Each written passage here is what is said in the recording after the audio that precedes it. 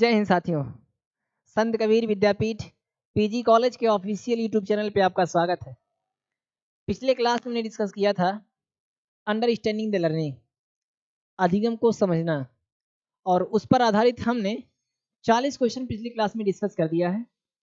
आज हम लोग देखेंगे उसके आगे। तो चलिए शुरू करते हैं। पहला क्वेश्चन है आपका, बी.एफ. स्किनर ने अपना प्रयोग किस पर किया? बी.एफ. स्किनर ने अपना प्रयोग किस पर किया? पहला ऑप्शन है कुत्ता। तो आप लोग को पता होगा, अगर पिछला क्लास आप लोग देखे होंगे, नहीं देखे हैं तो जाके पहले उस क्लास को देख लीजिए, फिर इस पे बातें समझ में आएंगी आपको। कुत्ते पे प्रयोग किया था पावलो महोदय ने, और इनके प्रयोग का नाम क्या था? तो शास्त्रीय अनुबंधन सिद्धांत या क्लासिकल कंडीशनिंग थ्योरी। दूसरा ऑप्शन है बिल्ली। तो आप लोग पढ़ चुके हैं, बिल्ली पे प्रयोग किसने किया? तो थॉर्नडाइक महोदय ने। और इनके प्रयोग का नाम क्या था? तो प्रयत्न एवं भूल का सिद्धांत, प्रयास एवं त्रुटि का सिद्धांत, संयोजनवाद का सिद्धांत, संबंधवाद का सिद्धांत, कुछ भी आप लोग कह सकते हो, SR टाइप लर्निंग थ्योरी। चूहा, तीसरा ऑप्शन आता है चूहा। तो बी.एफ. स्किनर महोदय ने अपना प्रयोग चूहे पे किया, और इनके प्रयोग का नाम क्या था? तो इनके प्रयोग का नाम था क्रिया प्रसूत अनुबंधन सिद्धांत।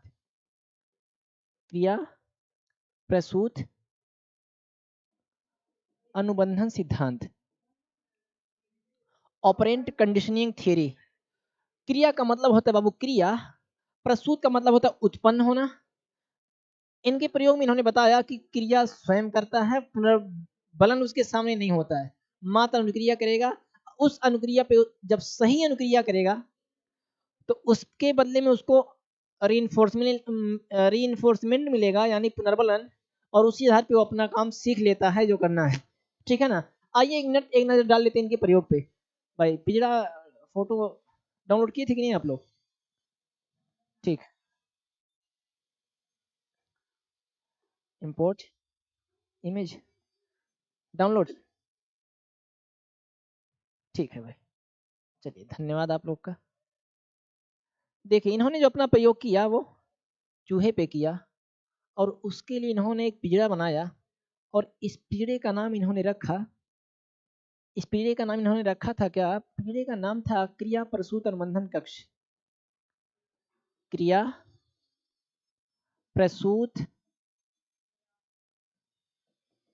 अनुबंधन कक्ष, इंग्लिश में अगर कहें तो ऑपरेंट कंडीशनिंग चैम्बर। बाद में इनके शिष्यों ने अपने गुरु की याद में इसका नाम बदल के क्या कर दिया? इनका नाम कर दिया स्किनर बॉक्स, स्किनर बॉक्स। और अब इनके इस बॉक्स को स्किनर बॉक्स के नाम से ही जाना जाता है। क्रिया प्रसूत अनुबंधन कक्ष को लगभग लोग भूल चुके हैं, स्किनर बॉक्स। इस प्रयोग में इन्होंने क्या किया कि एक पीड़ा बनाया। इस पीड़े का फर्श जो था वो जालीनुमा था। ये क्वेश्चन भी पूछता है भाव कि क्रिया प्रसूत अनुबंधन सिद्धांत में पीड़े का फर्श किस आकार का था या किस टाइप का था? तो जालीनुमा था। इसमें इन्होंने एक चूहा डाला, क्योंकि प्रयोग चूहे पे किया। इसमें ऐसी व्यवस्था थी कि इसमें ये भोजन की तस्तरी है, भोजन इसी में आएगा, और भोजन जो आएगा यहाँ पे एक लीवर है। इस लीवर पे जैसे ये रिस्पॉन्स करेगा या अनुक्रिया करेगा, इस पे रिस्पॉन्स होने के साथ साथ ऐसी व्यवस्था थी कि अगर सेटिंग कर दो आप, तो या तो साउंड के साथ इसमें भोजन आएगा, या तो सेटिंग चेंज कर दो तो लाइट जलेगी, और उसके बाद तब इसमें भोजन आएगा। तो शुरू में इस चूहे ने इधर उधर उछल कूद मचाई, और गलती से इसने इस पे रिस्पॉन्स किया या लीवर को दबाया। इस लीवर को दबने से एक विशेष आवाज के साथ इसमें भोजन आया, लेकिन ये कुत्ता समझ नहीं सॉरी ये चूहा समझ नहीं पाया कि आवाज कैसी है, हमने क्या टच किया है। लेकिन बार बार बहुत देर लग गया उसको भोजन को पाने में। धीरे धीरे बाद में बार बार करने पे इसको ये अंदाजा लग गया कि जैसे ही हम इस लीवर को टच करते हैं उसी समय ये विशेष आवाज आती है। अब भोजन उस आवाज के आने के बाद ही आता है, यानी इसने इस लीवर को दबाना सीख लिया। इसके सामने भोजन नहीं था, मात्र इसने अपनी अनुक्रिया से ही, खुद क्रिया करके ही इस बात को सीखा। इस वजह से इन्होंने कहा कि जो सीखना होता है वो स्वयं उत्पन्न होता है। तो क्रिया प्रसूत, क्रिया का उत्पन्न होना और उससे अनुबंधन हो जाए, तो ये क्रिया प्रसूत अनुबंधन सिद्धांत। फिर बाद में जब इसने साउंड की आवाज पे अनुक्रिया करना सीख लिया, तो बाद में सेटिंग ऐसी की गई कि जब भी लीवर दबता था एक विशेष लाइट जलती थी और लाइट जलती थी उसके बाद भोजन आता था, यानी कहीं ना कहीं वो लाइट और वो बत्ती, लाइट और वो साउंड की आवाज एक संकेत था कि हाँ तुम सही अनुक्रिया किए हो, अब भोजन मिल जाएगा। बाद में इसमें इन्होंने पुनर्बलन में कई तरह के परिवर्तन भी किए, सतत रूप से दिए, असतत रूप से दिए, उसकी भी चर्चा आगे करते हैं। खैर इनका प्रयोग अगर आप लोग समझ गए हो तो इन्होंने अपना प्रयोग किस पे किया, तो चूहा पे किया। इनके सिद्धांत का नाम क्या था, क्रिया प्रसूत अनुबंधन सिद्धांत।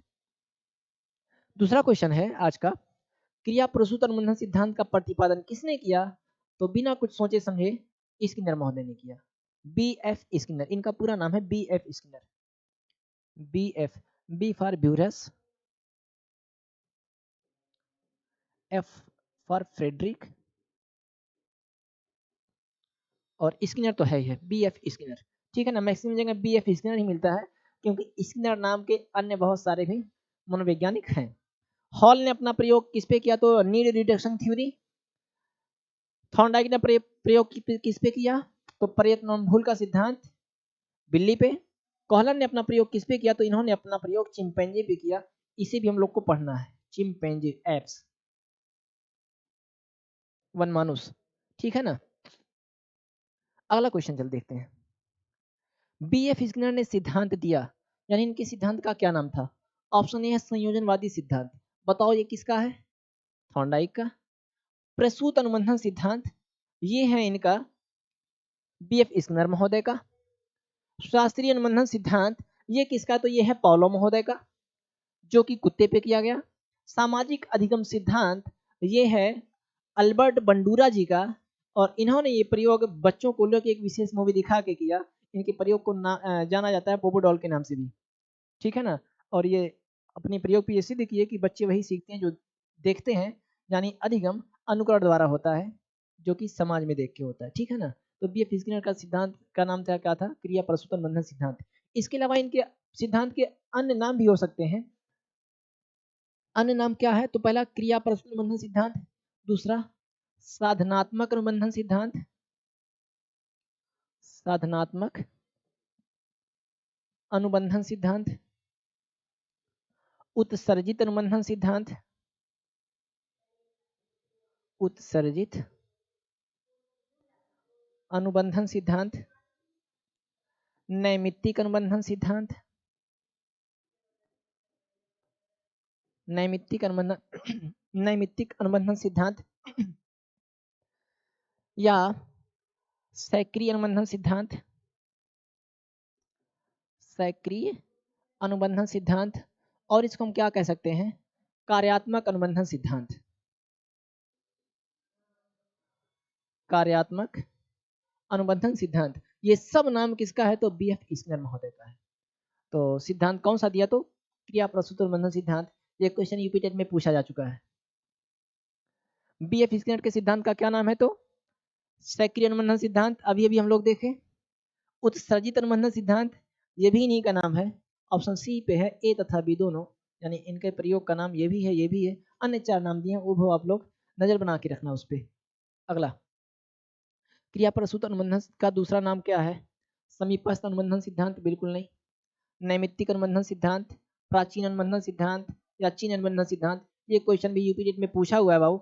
नैमित्तिक अनुबंधन सिद्धांत, यानी सिद्धांत को जानने से पहले उसके अन्य कौन कौन से नाम हो सकते हैं उसको भी हम लोग को डीपली जाके पढ़ना है और अपनी जानकारी में रखना है। ठीक है ना, क्योंकि इसी से कई क्वेश्चन नाम पे आधारित ही मात्र लगभग 8 से 10 क्वेश्चन बन सकते हैं। अगला, निम्न में से किस सिद्धांत को पुनर्बलन का सिद्धांत भी कहते हैं, उद्दीपक अनुक्रिया सिद्धांत, शास्त्रीय अनुबंधन सिद्धांत, क्रिया प्रसूत अनुबंधन सिद्धांत, या सूर का सिद्धांत। तो देखो बाबू, अगर हम लोग इस पे ध्यान दें क्रिया प्रसूत अनुबंधन सिद्धांत में, तो स्किनर महोदय ने पुनर्बलन पर सबसे अधिक जोर दिया। उन्होंने कहा कि वो तमाम क्रियाएं कर रहा है, चूहा जो कर रहा है अंदर तमाम उछल कूद की तमाम क्रियाएं कर रहा है, लेकिन उसको जिस अनुक्रिया के करने पे या जिस क्रिया के करने से उसको पुनर्बलन मिल रहा है उसी क्रिया को रिपीट करेगा, अन्य क्रियाएं छोड़ देगा। तो अगर कहे कि पुनर्बलन पर सबसे अधिक जोर किसने दिया, तो स्किनर महोदय ने। लेकिन अगर पूछ ले पुनर्बलन का सिद्धांत किसने दिया, तो हल महोदय का नाम आता है, लेकिन अगर हल महोदय की अनुपस्थिति है तो पुनर्बलन का सिद्धांत में नाम आ जाता है किसका? इनका नाम है इनका क्रिया प्रसूत अनुबंधन सिद्धांत, और ये हैं आपके स्किनर महोदय, ठीक है ना। तो अगर कहे स्किनर पुनर्बलन पर सबसे अधिक जोर किसने दिया तो स्किनर महोदय। अब पूछ ले पुनर्बलन का सिद्धांत किसने दिया तो हल महोदय। अगर हल महोदय नहीं है तब जाके आएगा स्किनर महोदय। निम्न में से कौन अंतर्दृष्टि द्वारा सीखने की व्याख्या करता है? अंतर्दृष्टि, अंदर की दृष्टि यानी सूझ। निम्न में से कौन अंतर्दृष्टि या सूझ द्वारा सीखने की व्याख्या करता है? सूझ द्वारा सीखने की व्याख्या करता है। पहला है मनोविश्लेषणवाद, दूसरा है व्यवहारवाद, तीसरा है संबंधवाद, चौथा है गेस्टाल्टवाद। तो बहु अंतर्दृष्टि या सूझ द्वारा सीखने पे जो जोर देता है वो है गेस्टाल्टवाद। गेस्टाल्ट एक जर्मन शब्द है गेस्टाल्ट, जिसका अर्थ होता है समग्र या पूर्णाकार, समग्र या पूर्णाकार। इस प्रयोग में अंतर्दृष्टिवादियों का या गेस्टाल्टवादियों का कहना है कि सीखना किसी क्रिया के बार बार करने से नहीं होता, किसी व्यवहार के बार बार दोहराने से नहीं होता, अभ्यास से नहीं होता, बल्कि पूर्ण रूप से एक प्रक्रिया है जो अचानक दिमाग में आती है और तब व्यक्ति समस्या समाधान कर लेता है। मतलब इसके लिए आपको किसी का अनुकरण नहीं करना है, ना ही अभ्यास करना है, बस आपको समग्र रूप से पूरी सिचुएशन अगर आपके सामने आ जाए तो आप अपने आप समस्या समाधान कर लेंगे। वही कहना है अंतर्दृष्टि सिद्धांत के मानने वालों को या गेस्टाल्टवादियों का। विस्तृत चर्चा आगे करते हैं। क्वेश्चन था निम्न में से कौन सूझ द्वारा या अंतर्दृष्टि द्वारा सीखने की व्याख्या करता है? तो गेस्टाल्टवाद करता है। संबंधवाद, व्यवहारवाद, मनोविश्लेषणवाद, सबकी चर्चा पीछे की जा चुकी है। आगे गेस्टाल्टवादियों ने किस पर बल दिया? अभ्यास पे? बिल्कुल नहीं। पुरस्कार पे? बिल्कुल नहीं। संवेग पे? बिल्कुल नहीं। इन्होंने जो ध्यान दिया प्रत्यक्षीकरण। इन्होंने कहा कि जो भी समस्या है, जो कुछ भी सीखना है, वो सारी की सारी परिस्थिति सीखने वाले या अधिगमकर्ता के समक्ष प्रस्तुत होना चाहिए। अब पूरी परिस्थिति को देखकर समझकर उसके अंदर अपने आप सूझ आएगी और उसी से वो सीख लेगा। इसके लिए इन्होंने अपना प्रयोग भी दिया, और वो प्रयोग किस पे किया? तो चिंपैंजी या बनमानुस कह सकते हो, ठीक है ना, बनमानुस पे किया। तो गेस्टाल्टवादियों ने किस पर बल दिया? तो प्रत्यक्षीकरण पे दिया। गेस्टाल्ट शब्द का अर्थ है, अभी हम लोग देखें गेस्टाल्ट शब्द का क्या अर्थ है, संपूर्ण या पूर्णाकार, समग्र। तो ऑप्शन खेल का मैदान बिल्कुल नहीं भाई, समग्र या पूर्णाकार। गेस्टाल्ट शब्द का अर्थ होता है समग्र या गेस्टाल्ट, गेस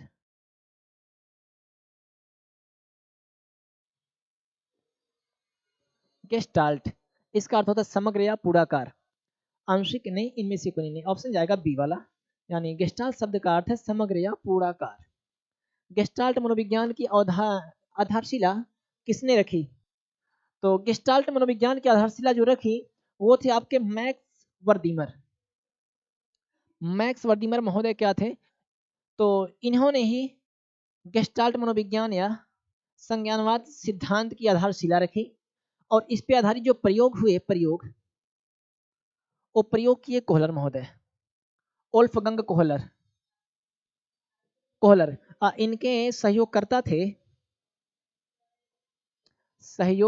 जो थे उनका नाम था कोफ्का।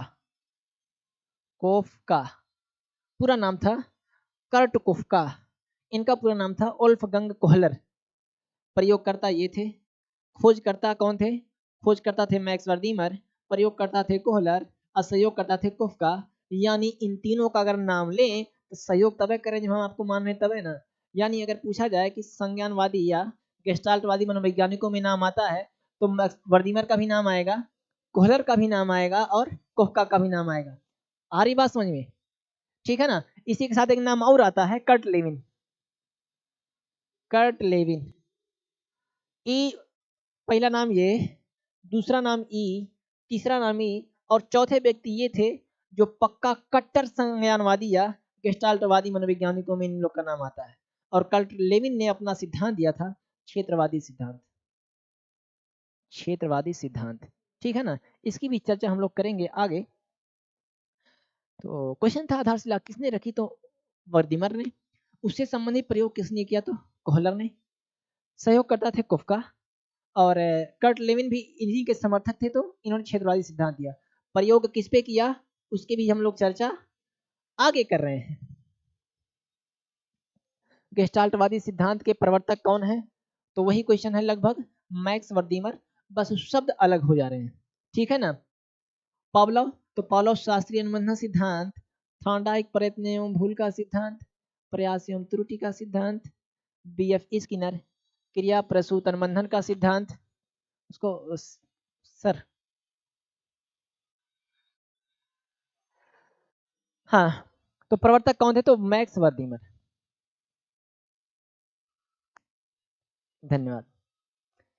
वर्दीमर का सिद्धांत है, वर्दीमर का सिद्धांत नैमित्तिक अनुबंधन सिद्धांत।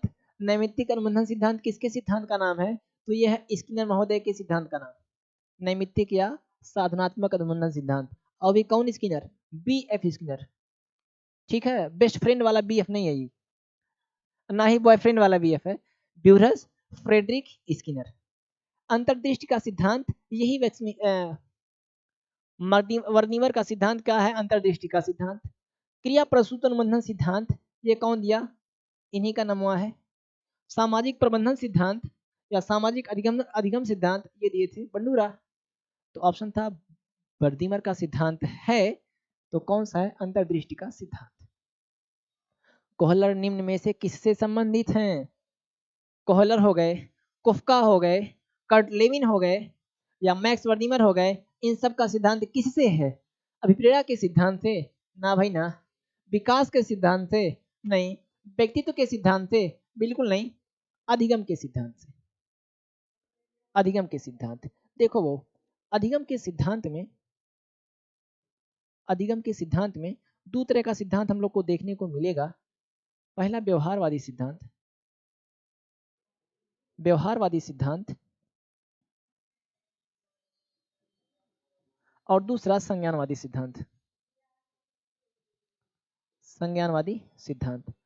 इस व्यवहारवादी सिद्धांत में पहला प्रयोग हम लोग ने जो देखा, और बीए फोर्थ सेमेस्टर में जिसकी चर्चा की, हम मात्र 4 ही प्रयोग की चर्चा की है। पहला क्या, थॉर्नडाइक का सिद्धांत, थॉर्नडाइक का सिद्धांत, और इनके सिद्धांत का नाम चर्चा कर चुके हैं। दूसरा पावलोव का सिद्धांत, शास्त्रीय क्लासिकल अनुबंधन सिद्धांत। तीसरा स्किनर का, स्किनर महोदय का सिद्धांत, ठीक है ना। और इसी में कौन आते हैं, तो जितने भी व्यवहारवादी मनोवैज्ञानिक हैं उन सबका प्रयोग इसमें आएगा। संज्ञानवादी मनोवैज्ञानिकों में आता है आप लोग का यही गेस्टाल्टवादी मनोवैज्ञानिक जो आते हैं, ये सब, जिसमें आपका कोहलर आएंगे, कोहलर आएंगे, कुफ्का आएंगे, कोहलर, कुफ्का, मैक्स वर्दीमर, वर्दीमर, और कर्ट लेविन, कर्ट लेविन। इन सब का नाम आता है संज्ञानवादी मनोवैज्ञानिकों में, और इन सब का नाम आता है व्यवहारवादी मनोवैज्ञानिकों में। वाटसन वगैरह सब व्यवहारवादी ही आते हैं, ठीक है ना। मेन सरगना तो मैक्स वर्दीमर थे। देखो वर्दीमर को बहु, और ध्यान रखने वाली बात है, वर्दीमर को, वर्दीमर को कहीं कहीं वर्थाइमर लिखता है,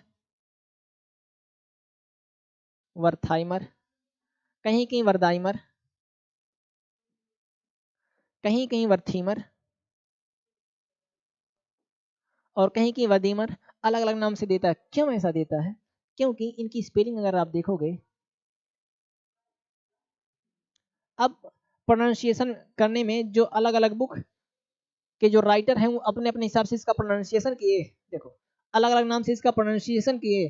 अब कोई इसको टीएच को द पढ़ा तो वर्दाइमर, टीएच को था पढ़ लिया तो वर्थाइमर। तो नाम एक ही है, अलग अलग नाम से आप लोग को मिल सकता है। अब देखो अधिगम के सिद्धांत में इन लोग का भी नाम आ रहा है, अधिगम के सिद्धांत में इन लोग का भी नाम आ रहा है, ठीक है ना।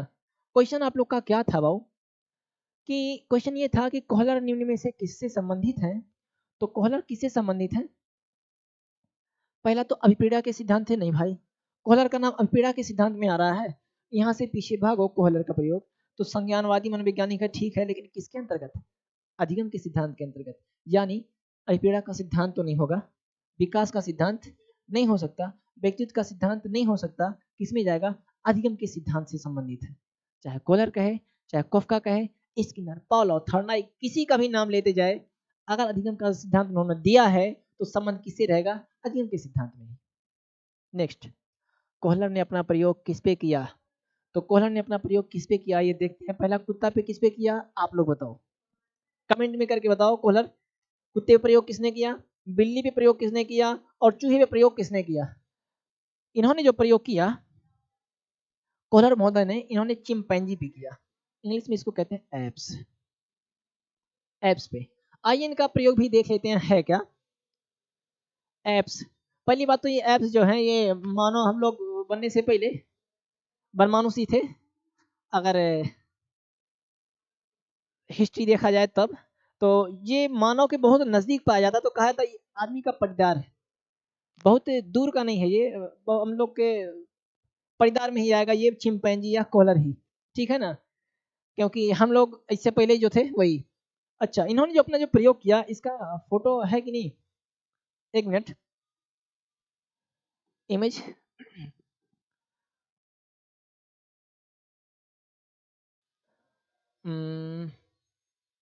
शायद नहीं है, चलिए कोई बात नहीं। इन्होंने अपना जो प्रयोग किया वो चिंपैंजी पे किया, चिंपैंजी, चिंपैंजी या एप्स। कैनरी, कैनरी द्वीप पे ये पाया जाता है, वहीं पे इन्होंने अपना प्रयोग किया। अपने प्रयोग में इन्होंने क्या किया कि एक सुल्तान को लिया, उसका नाम रखा सुल्तान। इवन मानो उसका नाम क्या रखा? सुल्तान। सुल्तान, क्योंकि ये सबसे चापटर और सबसे होशियार यही था, सुल्तान ही, सुल्तान रखा। इस सुल्तान को एक बक्से में बंद किया।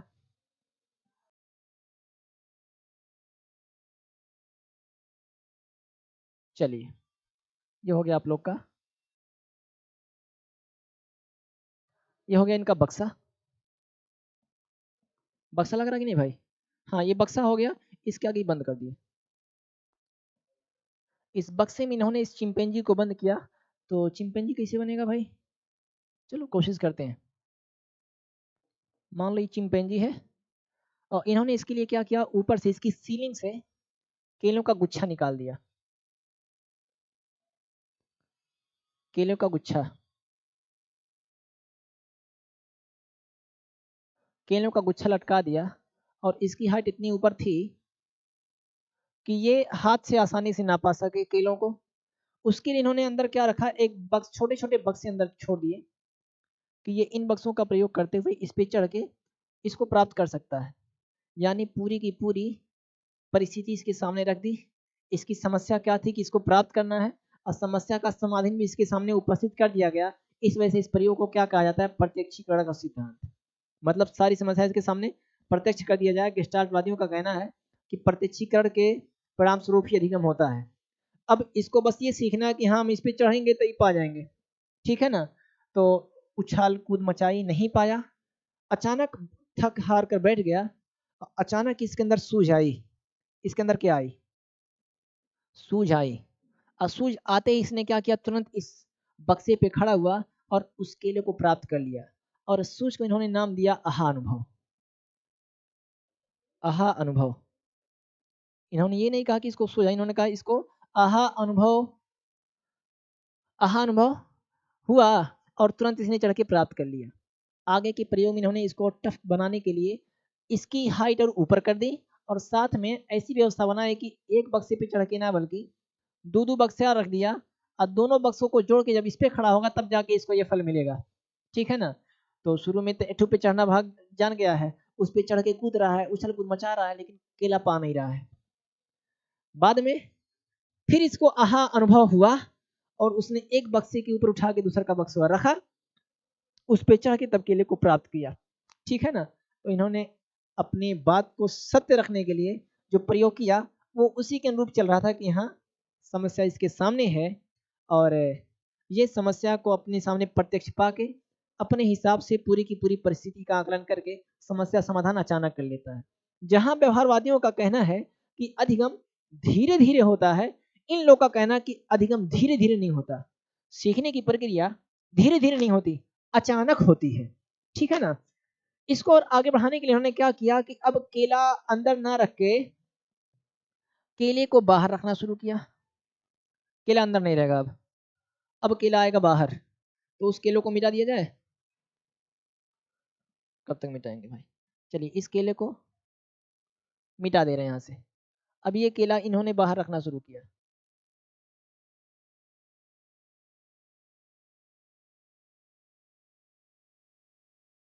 जब केला इन्होंने बाहर रखा,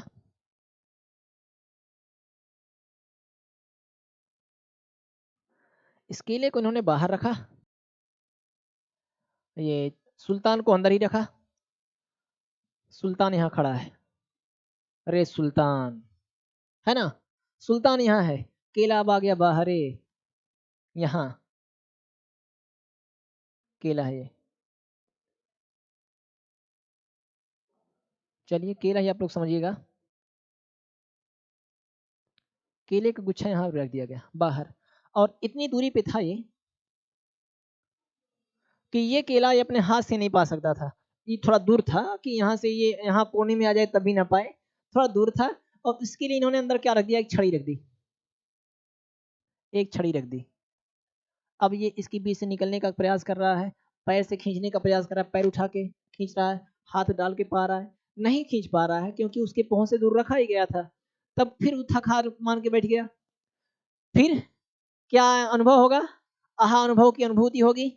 फिर आहा अनुभव की अनुभूति ही डंडा उठाया और सरका के खा लिया। फिर बाद में इस केले को और दूर रखा गया और एक डंडे के बदले, एक छड़ी के बदले छड़ी स्टिक, दो छड़ी रखी गई। और दोनों छड़ियों में ऐसी व्यवस्था थी कि एक छड़ी दूसर की छड़िया से बड़ी रहे। उसके अंदर वहां दूसरी वाली जाके अपने आप फिट हो जाए दोनों के एक पास ले जाने पे। ठीक है ना। तो फिर ये लाने की प्रयास करता है, नहीं पाता है, तो दोनों छड़ी को आपस में जोड़ना और केले को प्राप्त करना भी जान गया। मिला जुला के ये कहना था इन लोग के अपने प्रयोग में कि कभी भी अधिगम धीरे धीरे नहीं होता है, बल्कि अचानक होता है और उसमें समय नहीं लगता। ठीक है ना। क्वेश्चन पे आते हैं हम लोग। अच्छा, इसने अपना प्रयोग किस पे किया, तो चिंपैंजी पे किया। एप्स जिसको कहते हैं, कई वैरायटी होती है, तो उसमें से जो एप्स नाम होगा उसी वैरायटी का था ये चिंपैंजी या बनमानुस। उसका नाम क्या था, तो सुल्तान नाम था। और प्रयोग किसने किया, तो कोहलर महोदय, कोहलर, कोहलर महोदय उल्फगंग कोहलर। इनके सहयोगकर्ता कौन थे, तो कोफका थे, कोफका थे। ठीक है ना। क्वेश्चन क्या था आप लोग का, क्वेश्चन ये था कोहलर ने अपना प्रयोग किस पे किया, तो चिंपैंजी पे किया। उसका परिणाम क्या निकला, रिजल्ट क्या आया, रिजल्ट यही आया कि अधिगम प्रत्यक्षीकरण द्वारा होता है। पूरी समस्या एक साथ हमारे सामने उपस्थित होनी चाहिए। अधिगम सूझ द्वारा होता है, हम उस परिस्थिति को देख के अपने आप हमारे अंदर सूझ आएगा। और अधिगम में समय नहीं लगता, यानी अधिगम अचानक होता है। ये इसके परिणाम रहे हैं, यानी कहीं ना कहीं व्यवहारवादियों की सीधा अपोजिट। ठीक है ना। अगला, अधिगम धीरे धीरे ना होकर अचानक होता है, किसका कथन है, किसका कथन है, व्यवहारवादियों का कि संज्ञानवादियों का, कि दोनों का। तो अधिगम धीरे धीरे ना होकर अचानक होता है, ये है संज्ञानवादियों का। व्यवहारवादियों का अर्थ क्या है, या इन लोग का मानना क्या है, इन लोग का मानना है कि अधिगम धीरे धीरे होता है, दोनों का नहीं, समाजवादियों का भी नहीं। अगला, निम्न में से किसने अधिगम सिद्धांत का प्रतिपादन नहीं किया, अधिगम सिद्धांत का प्रतिपादन निम्न में से किसने नहीं किया। पहला है स्किनर। बताओ इसने प्रतिपादन किया है कि नहीं किया है, किया है। सिद्धांत का नाम क्रिया प्रसूतन बंधन सिद्धांत। कोहलर ने अधिगम संबंधी सिद्धांत दिया है कि नहीं दिया है, बिल्कुल दिया है। सिद्धांत का नाम क्या है, गेस्टाल्टवादी सिद्धांत या संज्ञानात्मक सिद्धांत। थॉर्नडाइक ने सिद्धांत दिया है कि नहीं दिया है, दिया है। इनके सिद्धांत का क्या नाम है, तो प्रयत्न एवं भूल का सिद्धांत, प्रयास एवं त्रुटि का सिद्धांत, संयोजनवादी सिद्धांत या संबंधवाद का सिद्धांत। बी एस ब्लूम ने अधिगम सिद्धांत नहीं दिया, बल्कि इन्होंने ब्लूम टेक्सोनॉमी दी है, ब्लूम टेक्सोनॉमी, ब्लूम टेक्सोनॉमी इन्होंने दिया है, जिसकी चर्चा हम लोग को आगे करनी है कि क्या होता है कैसा नहीं होता है टीचिंग लर्निंग प्रोसेस में। एक परिस्थितियों में अर्जित ज्ञान का दूसरी स्थिति में उपयोग क्या कहलाता है? सीखने की विधियां, सीखने में स्थानांतरण, सीखने में प्रेरणा या सीखने में रुचि। तो देखो बहू, जब कोई एक काम में अर्जित ज्ञान, कोई एक काम मान लो वर्क है कोई, ये वर्क पहला, एक काम में वर्जित ज्ञान, अनुभव या प्रशिक्षण का प्रयोग दूसरे वाले ज्ञान में हो, दूसरे वाले काम में हो। वर्क टू, दूसरे काम में हो, इससे या तो लाभ मिले या तो हानि हो, हानि या बाधा पहुंचे, तो इसे हम लोग क्या कहते हैं? तो इसी को हम लोग कहते हैं ट्रांसफर ऑफ लर्निंग, अधिगम स्थानांतरण। अधिगम स्थानांतरण, स्थानांतरण की जगह पे बाबू अंतरण शब्द भी मिलता है। अधिगम का अंतरण या अधिगम स्थानांतरण, इंग्लिश में अगर कहें तो transfer of learning, transfer of, transfer आप लोग को पता ही होगा, ट्रांसफर एक जगह से दूसरे जगह जाना, लर्निंग यानी सीखने का, या अधिगम का एक जगह से दूसरे जगह जाना, तो ट्रांसफर ऑफ लर्निंग। जैसे पहले हम लंगड़ी साइकिल चलाना सीखे, सभी लोग लंगड़ी साइकिल या साइकिल चलाना सीखे, साइकिल चलाने आ गया, अब मोटरसाइकिल चलाना सीख रहे हैं। क्या साइकिल के चलाने वाला प्रशिक्षण या साइकिल चलाने का अनुभव या साइकिल चलाने का अभ्यास हमारे बाइक चलाने वाले अभ्यास में या प्रशिक्षण में काम आएगा कि नहीं आएगा? काम आएगा। तो क्या है? अधिगम स्थानांतरण है। ठीक है, आप लोग टेनिस खेलना जान रहे हो, टेनिस खेलना, टक टक टक, अब बाद में चिड़िया भी खेलना सीख रहे हो, तो क्या इस टेनिस का खेलने वाले का कहीं काम उसमें पड़ेगा? अगर काम पड़ेगा तो क्या है? अधिगम का स्थानांतरण है। महिलाएं सुपा से फटकती हैं चावल, मान लो सुपा ही ये नहीं है, तो कहती हैं लाओ थलिए में फटक लेते हैं, थाली में लेके फटक ले रही हैं, फटकना सुपा में सीखी हैं, थाली से फटक रही हैं। उस वाले ज्ञान का यहाँ प्रयोग हो रहा है कि नहीं हो रहा है? पता नहीं, वैसे फटकती भी नहीं, जो टक टक मारती भी रहती है ना? तो उसका यहाँ पे प्रयोग हुआ कि नहीं हुआ? अब प्रयोग हुआ तो अधिगम का स्थानांतरण है। अब जरूरी नहीं है कि उसका प्रयोग हो तब हम स्थानांतरण कहें, उससे अगर हमको घाटा भी महसूस हो रहा है ना, तब वो अधिगम का स्थानांतरण है, मतलब हम जो वहाँ सीखे वो यहाँ आके पहुंच गया है, तब ना यहाँ हमको उससे दिक्कत हो रही है।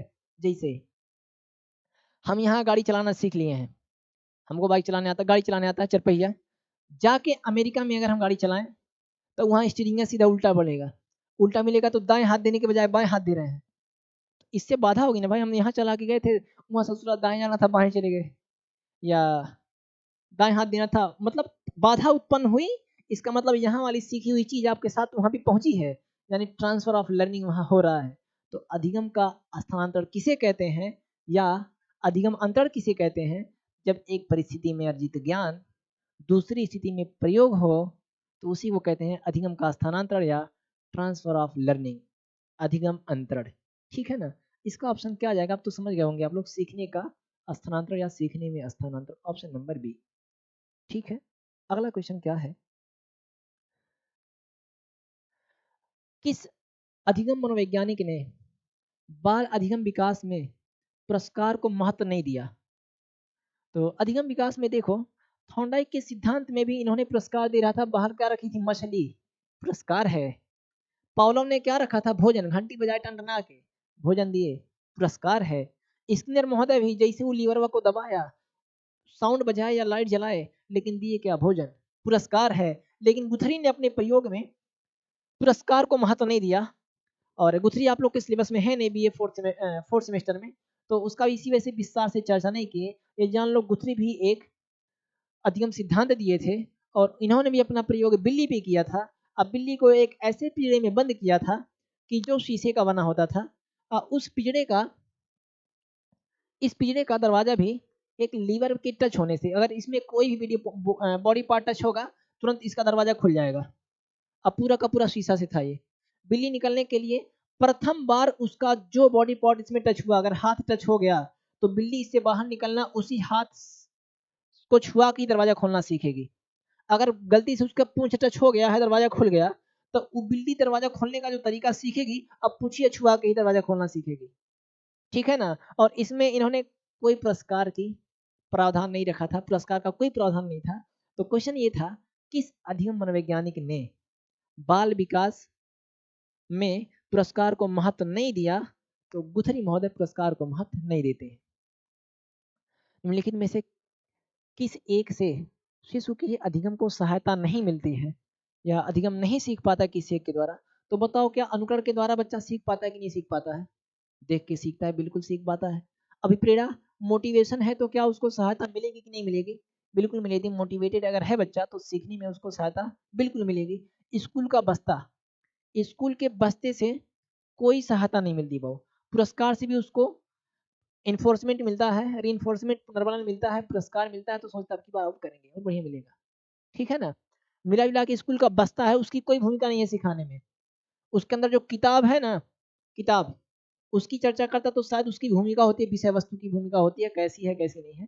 लेकिन स्कूल का बस्ता है तो वो ऑप्शन नहीं हो सकता। Option number C. सीखने का प्राथमिक मूलभूत नियम संबंधित है। मूलभूत नियम, सीखने के कितने नियम दिए थे थॉर्नडाइक ने? मुख्य 3 नियम, 3 मुख्य नियम और 5 गौण नियम, जिसकी चर्चा पिछले क्लास में हमने कर दिया है एक बार। मुख्य नियम एक बार देख लो। पहला था अभ्यास का नियम, दूसरा था अभ्यास तत्परता का नियम, तीसरा था आपका प्रभाव का नियम। क्वेश्चन क्या पूछ रहा है? प्राथमिक सीखने का प्राथमिक मूलभूत नियम। ओहो क्या बात है सर, मूलभूत संबंधी नियम क्या है?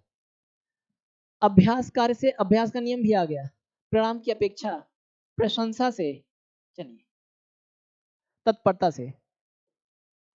तो मुख्य नियम 3 होते हैं, जिसमें से ऑप्शनों में 2 हुआ गया, अभ्यास का नियम और तत्परता का नियम। इन दोनों में हम कौन सा मारे? सीखने के लिए क्या जरूरी है? अभ्यास जरूरी है कि तत्परता? बताओ बताइए क्या जरूरी है।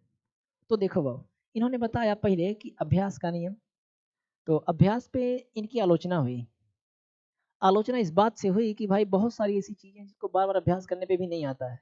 आप लोग अपने ही आसपास एक एग्जाम्पल देखते होंगे कि स्कूल में डेली प्रेयर होता है, प्रेयर डेली होता है। बच्चा 2 साल 4 साल पढ़ लिया है, अब बिना प्रेयर के उसकी क्लास में एंट्री ही नहीं होती होगी। लेकिन अगर किसी दिन कहा जाता है चलो भाई फलाने फलाने आओ और प्रेयर कराओ, तो पता चलता है इन लोग को प्रेयर याद ही नहीं है, मात्र खड़े हो गए हैं और फिर वेट कर रहे थे कब खत्म होगा जाए क्लास में। पता ये चला सीखने के लिए अभ्यास से भी ज़्यादा जरूरी है तत्परता। जिन बच्चों के अंदर तत्परता होती है वही लोग इस चीज़ को सीख पाते हैं। अन्यथा 1 साल 2 साल 4 साल कितना भी साल पढ़े, तत्परता नहीं है तो वो प्रार्थना याद नहीं होती होगी। ठीक है ना? तो इन दोनों में भी सबसे जरूरी क्या है? तत्परता। यानी मूलभूत मूलभूत नियम क्या है? तो तत्परता सबसे जरूरी है, तत्परता। इसके लिए TAP बताए भी थे। T फॉर तत्परता, A फॉर अभ्यास और P फॉर प्रभाव। प्रभाव को संतोष या असंतोष का नियम भी कहते हैं। ठीक है ना? सीखने की प्रक्रिया में सीखने का स्थानांतरण हो सकता है। सीखने का स्थानांतरण हो सकता है सकारात्मक, नकारात्मक, शून्य या सभी। तो सीखने का स्थानांतरण अब हम लोग देखें। अभी तो आप लोग जान गए होंगे सीखने का स्थानांतरण किसे कहते हैं। एक परिस्थिति में सीखा गया ज्ञान, यहाँ हम कुछ सीखे हैं, बी वाला कमो सीखने जा रहे हैं, इसमें भी अगर प्रयोग या तो हो तब वो कहेंगे स्थानांतरण हो रहा है, अगर उससे बाधा पहुंच रही है तब वो कहेंगे अधिगम स्थानांतरण हो रहा है। पता क्या चला कि कई प्रकार के होते होंगे। तो देखते हैं अधिगम स्थानांतरण कितने प्रकार का होता है। अधिगम स्थानांतरण जो होता है वो ये मुख्यतः पहले तो 3। पहला है सकारात्मक, दूसरा है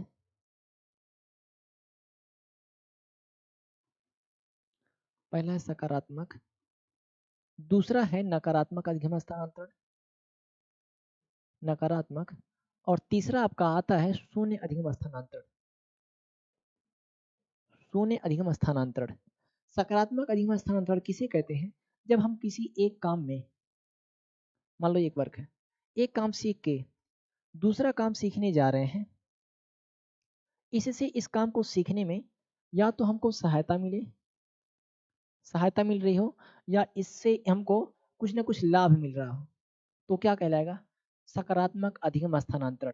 जैसे वही बताए, साइकिल चला के आप क्या चलाओ, मोटरसाइकिल, तो आपको उसमें चलाने में आसानी या सहायता मिलेगी, तो सकारात्मक अधिगम स्थानांतरण। स्कूटर पहले आता था फटफड़ावा स्कूटर, हाथ में ही गियर होता था, उसको दाएं बाएं करके हरा के चलते भुड़ भुड़ भुड़ भुड़। अगर आप स्कूटर चला के ऑटो रिक्शा चलाने जा रहे हो, उससे भी आपको सहायता मिलेगी। क्यों? क्योंकि हाथ में गियर स्कूटर के भी होता है, और टेम्पू आप चलाओगे उसमें भी हाथ में गियर मिलेगा, एक्सीलेटर हाथ में मिलेगा, तो कहीं ना कहीं उससे भी आपको सहायता मिलेगी। तो वो भी क्या है? सकारात्मक अधिगम स्थानांतरण है। ठीक है ना? यदि आप मैथ पढ़ रहे हो, मैथ पढ़ने के बाद फिजिक्स पढ़ने जा रहे हो, तो शायद मैथ की कैलकुलेशन आपको फिजिक्स में भी काम आए, तो उसका भी प्रयोग आप करोगे, तो वहाँ भी क्या होगा? सकारात्मक अधिगम स्थानांतरण होगा। ठीक है ना? दूसरा आता है आप लोग का नकारात्मक अधिगम स्थानांतरण। नकारात्मक में होता क्या है? नकारात्मक में आप एक काम कोई सीखे हो, इससे आप दूसरा काम जब सीखने जाओ, तो उससे आपको कठिनाई का सामना करना पड़ेगा। कठिनाई, या उससे आपके अंदर बाधा उत्पन्न हो, तो वहाँ भी अधिगम का स्थानांतरण होगा। हमको बाधा इस वजह से आ रही है क्योंकि हमने पहले इससे संबंधित काम किया है, वो कमवा इसमें बाधा पड़ रहा है, उसकी वजह से हम डिस्टर्ब हो रहे हैं, यानी वहाँ जो सीखें वो हमारे साथ यहाँ भी है, यानी उसका भी ट्रांसफर हो रहा है, तो इसी को कहेंगे नकारात्मक अधिगम स्थानांतरण।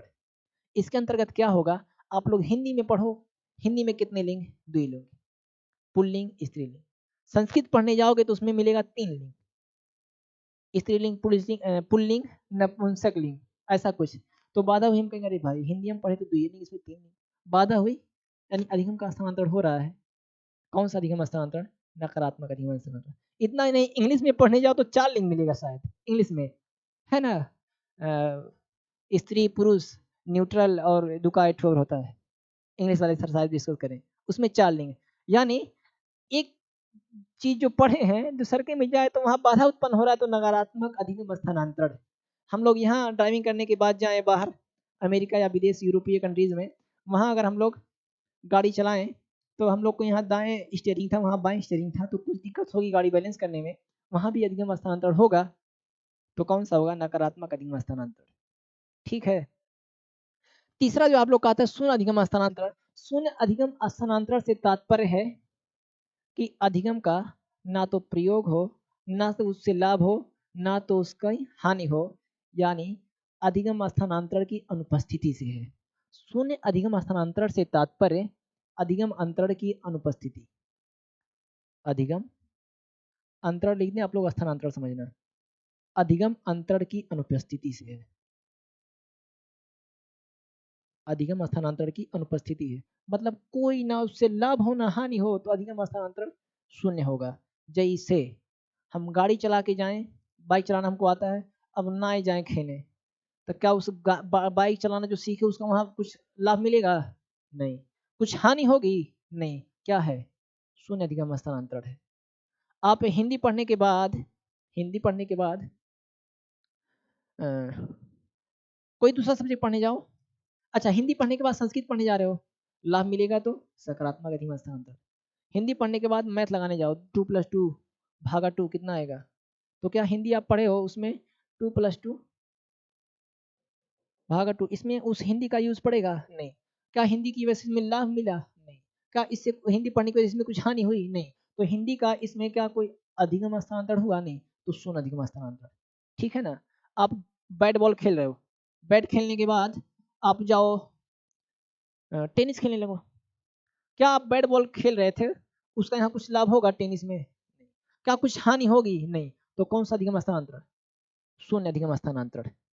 ठीक है। तो अधिगम स्थानांतरण कितने तरह के? मुख्यतः 3, सकारात्मक, नकारात्मक, शून्य। बात यहीं भी नहीं रुकती है, बात आती है इसको अन्य तरीके से भी बांटा जा सकता है। इसके प्रकार को किस तरीके से बांटा जा सकता है? तो पहला होता है आप लोग का क्षैतिज अधिगम स्थानांतरण, क्षैतिज अधिगम अंतरण या अधिगम स्थानांतरण, अधिगम अंतरण। दूसरा आता है आपका ऊर्ध्व, ऊर्ध्व अधिगम अंतरण, ऊर्ध्व ऊर्ध्वाधर। तीसरा आता है आप लोग का द्विपार्श्विक, द्विपार्श्विक अधिगम स्थानांतरण। क्षैतिज अधिगम स्थानांतरण किसे कहते हैं? जिसमें लगभग एक ही जैसी चीजें अगर हम सीख रहे हैं तो क्षैतिज अधिगम अंतरण। जैसे साइकिल चला के स्कूटर चलाओ, क्षैतिज अधिगम स्थानांतरण। जोड़ घटाना सीखने के बाद उससे संबंधित आप इबारती प्रश्न हल करने जाओ, तो क्षैतिज अधिगम स्थानांतरण मतलब सेम उसी का कम अगवा पड़े, डिट्टो सेम टू सेम, तो क्षैतिज अधिगम स्थानांतरण।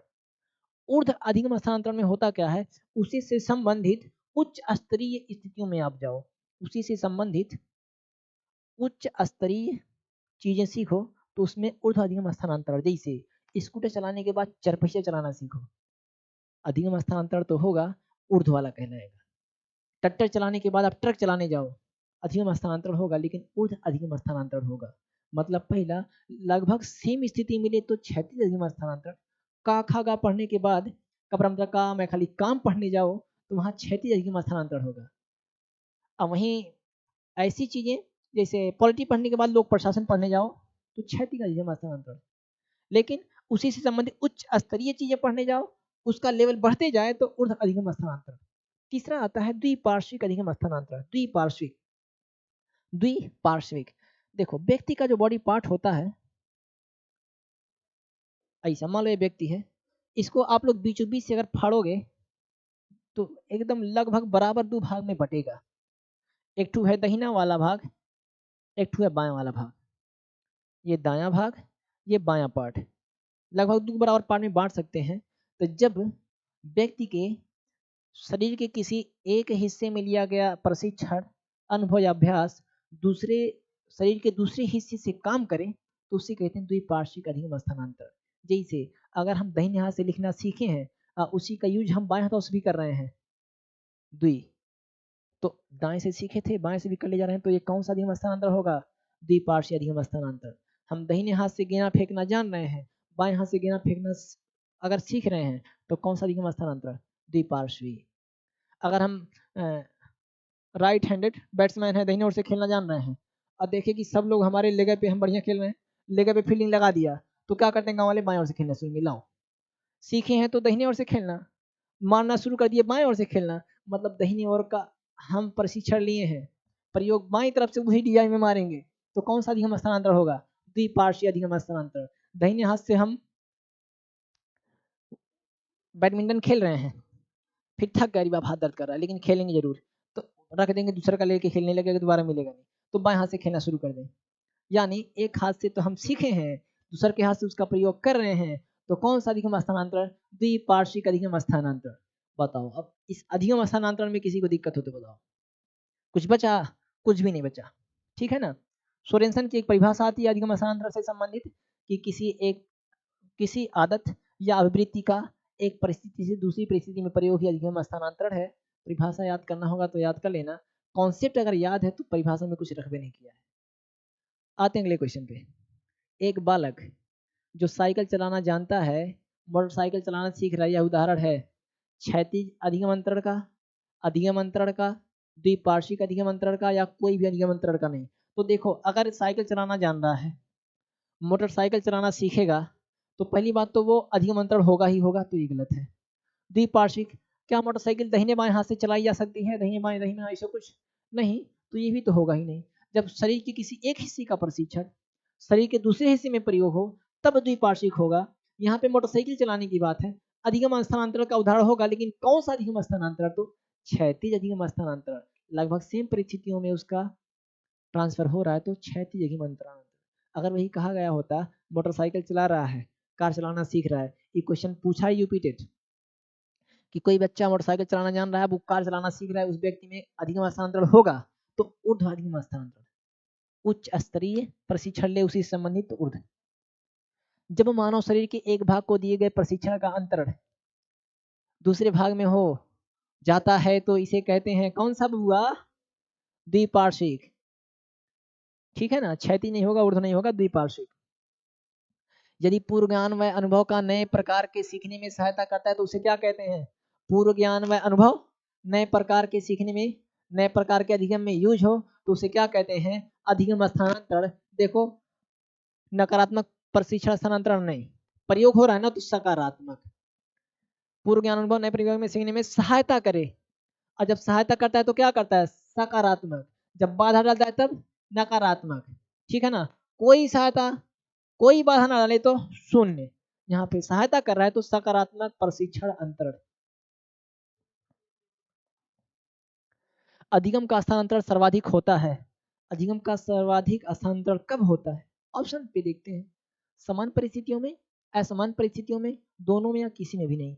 तो सर्वाधिक कब होगा? जब सेम टू सेम जैसे हम सीखे वैसे मिल जाए तो शब्द सर्वाधिक स्थानांतरण होगा, यानी समान परिस्थितियों में चीजें सीखी हुई हैं तो सेम वैसे से चलेगा। जब एक परिस्थिति में प्राप्त अधिगम का प्रयोग अन्य स्थिति में कठिनाई उत्पन्न करे, कठिनाई उत्पन्न करे, तब कौन सा अधिगम स्थानांतरण? ऑप्शन देखने की जरूरत नहीं है, तुरंत मुंह पे आ गया होगा, कठिनाई मतलब नकारात्मक। ऑप्शन नंबर कहाँ है? नकारात्मक। हाँ, नकारात्मक, और ऑप्शन में हेरना ही नहीं पड़ेगा। अगला, यदि गणित का अधिगम भौतिकी के अधिगम में सहायक हो, देखो बाबू सहायक हो, जैसी सहायक हो यानी सकारात्मक अधिगम स्थानांतरण। ओह क्या बात है, अधिगम स्थानांतरण का प्रकार नहीं है सकारात्मक अधिगम स्थानांतरण, ई प्रकार है बाबू। द्विपार्श्विक इहो प्रकार है, सकारात्मक इहो प्रकार है, समतल अंतरण क्या ई कोनो होता है? ई कोनो प्रकार नहीं है। हाँ, क्षैतिज होता है, समतल और क्षैतिज में बहुत अंतर है, ठीक है ना। तो समतल अंतरण ये कोई प्रकार नहीं अधिगम का। अगला, वार्क अधिगम शैली किसने प्रस्तुत की? वार्क, तो जब तक वार्क नहीं जानेंगे तब तक शैली किसने दी ये तो जान ही नहीं पाएंगे। आइए देखते हैं वार्क क्या है। वार्क VAR के 3 शब्दों से बना है। V फॉर विजुअल यानी दृश्य, है ना। A for Audible